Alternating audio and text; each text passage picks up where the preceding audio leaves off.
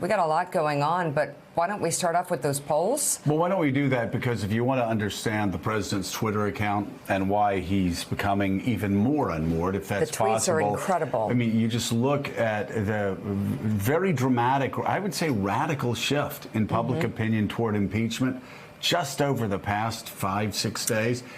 It is stunning. And that matters to the president. A majority of Americans say they approve of congressional Democrats' push to impeach President Trump. 55% said they back House Democrats' impeachment inquiry into Trump, according to a new CBS News YouGov poll. 45% said they do not approve of the probe. This follows that Morning Consult poll last week that showed a 13-point swing in favor of impeachment, while NPR polling showed more people favored an impeachment inquiry than opposed it. This matters in a lot of ways because he watches public opinion in some ways seemingly first before anything else, but it could move the meter. That's actually all the president did. Remember, early in the campaign, the entire justification of his campaign was Joe Biden's justification. I can win. I'm in first place in the polls. Jonathan Lemire, you just look at the shifts, and we can go back even to the beginning of last week. I think it was a Q poll that showed approval for impeachment down in the 30s. By the end of the week, we were in the 40s. Now, this weekend, after Americans have had time to digest all of the information, the flood of information coming at them, now it's 55%. Well over half of Americans want to see this impeachment inquiry move forward. And most troubling for the president, I would think, is that 20% of those are 20% of the Republican Party now also wants to see an impeachment inquiry. Yeah, there's been a real sea change here, Joe and Mika. You know, remember, for months, Speaker Pelosi wanted to stay away from impeachment, in part because of political considerations. Looking at these polls, seeing that the majority of Americans didn't want to go there, and now that has changed. The House is on recess right now. Members are back in their home districts, taking the temperature of their constituents, and they may find what is reflected in this polling, that more and more Americans want to go there, and this is a White House that now feels like it's under siege. You saw from the president's tweets last night that, you know, he's quote tweeting supporters talking about civil war. He's demanding to meet the whistleblower and, you know, whoever supplied the whistleblower with information, because he feels like as an American he should be able to meet his accusers. You know, he feels that there's a sense there, with no formal war room, not yet. To this point, the White House response has been to dispatching senior aides to TV shows. We saw Stephen Miller and Rudy Giuliani in a couple of scattershot appearances over the weekend, and relying on the president's own tweets. There is a sense here that they are simply not ready for what's coming.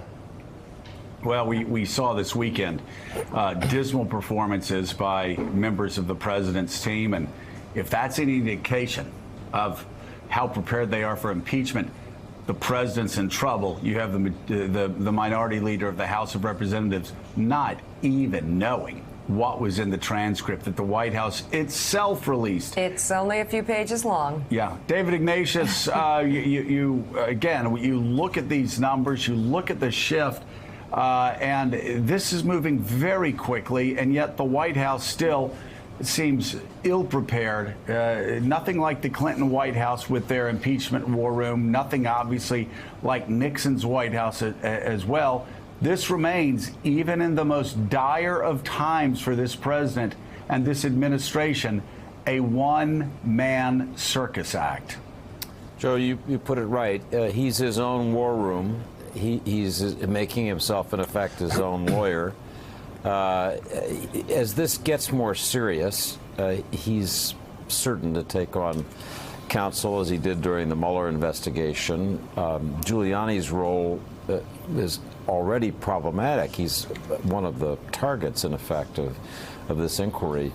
The contrast to me that's most interesting after this last week is the careful and quite methodical way that Democrats are proceeding.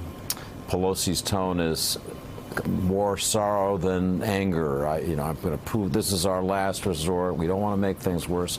And she's chosen Adam Schiff to head this inquiry, a person who's very controlled, doesn't get spun up, doesn't appear as political as some of his colleagues.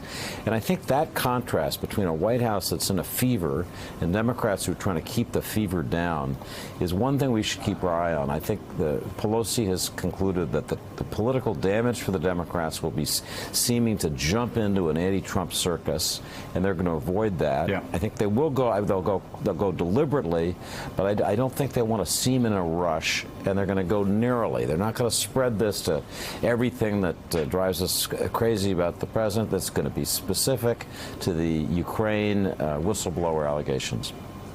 And Luce, one of the bigger problems right now that the White House, and more to the point, Republicans on the Hill are facing is the performance of Rudy Giuliani in public. Republicans starting to complain bitterly that Giuliani just needs to be quiet, and yet every time he goes on a television show, he does more damage for the president, making claims that can hurt the president down the road. He does, and he's actually been giving, if you've been paying attention, before this scandal blew up in the last week, and when it was just simmering, he's been giving interviews all along, basically mixing the real playbook with a bunch of decoy stories mixed up together for months and months and months on Ukraine. And of course, Trump watches him. Trump approves of his performance, and then he takes lines from him. So Giuliani has more than once hinted that domestic tranquility will be threatened by an impeachment process. Trump, of course, has been picking up on this civil war trope. It's not just Giuliani that Trump's picking up on. Steve Bannon, who is rumored to be being considered to be brought back into the White House if there is going to be some kind of a defense team and a rebuttal unit, talked about the first shot at Fort Sumter being fired last week. So, yeah, Giuliani is off the charts in some respects, amazingly unknowing in terms of how much he gives away. But it's not just Giuliani. There is a swirl of really, really disturbing, really fetid and heated rhetoric around the president. He's clearly not listening to people in the White House. Unanimously advised him not to make that call or that quid pro quo on the call on July 25th. He's listening to these more extreme voices on TV who used to advise him, or in Giuliani's case, act as his personal lawyer. It's very troubling to see real time a president share his deepest fears and paranoias on Twitter. I'm sure Johnson and Clinton, and we know Nixon, were deeply paranoid about the situation they were in.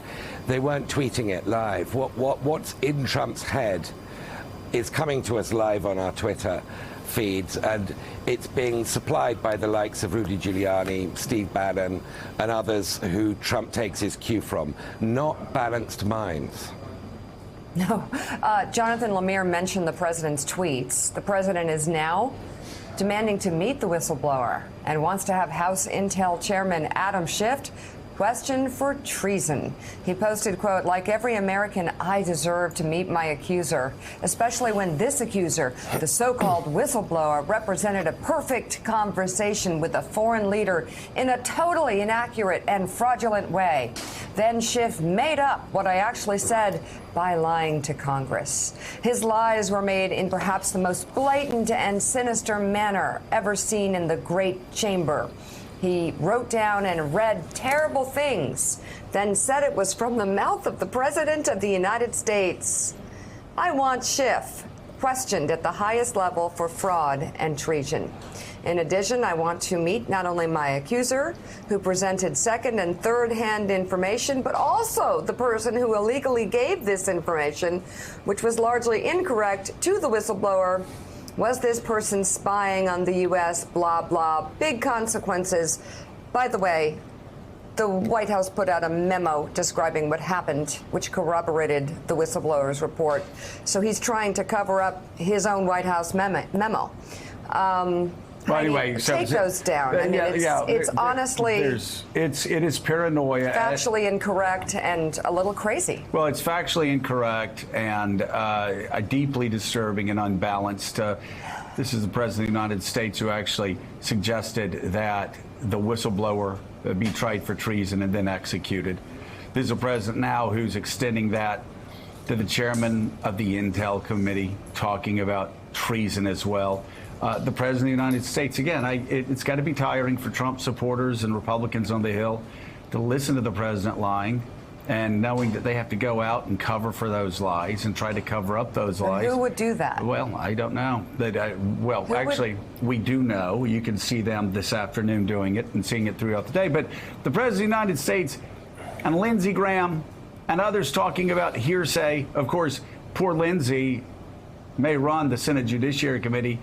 He doesn't know basics about law and evidence and hearsay exceptions, but we'll let Lindsey worry about that. But the President of the United States saying that the whistleblower's complaint was secondhand information that he got wrong. Heidi, Donald Trump should say, are you going to believe me or your lying eyes when you look at the memo that the White House itself put out that confirms just about everything that the whistleblower said about this Ukrainian call that's at the center of the impeachment inquiry?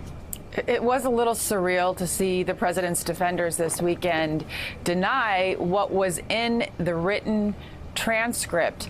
They were not only denying what we've all read with our own eyes, but they were profoundly twisting the entire narrative of what happened in Ukraine to somehow suggest that Joe Biden was advocating for some kind of nefarious purpose in getting this prosecutor fired, when I think we need to restate this over and over again.